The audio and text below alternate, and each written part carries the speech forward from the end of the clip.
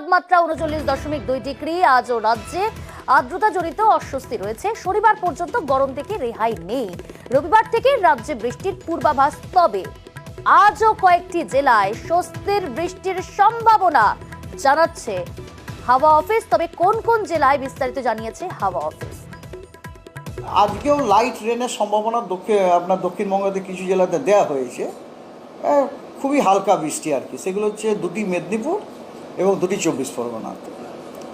এবং নর্থ বেঙ্গলে দার্জিলিং, জলপাইগুড়ি, কালিম্পং, কোচবিহার এবং আলিপুরদুয়ারে হালকা বৃষ্টির সম্ভাবনা আছে ৩ তারিখ এবং ৪ তারিখ মেতে।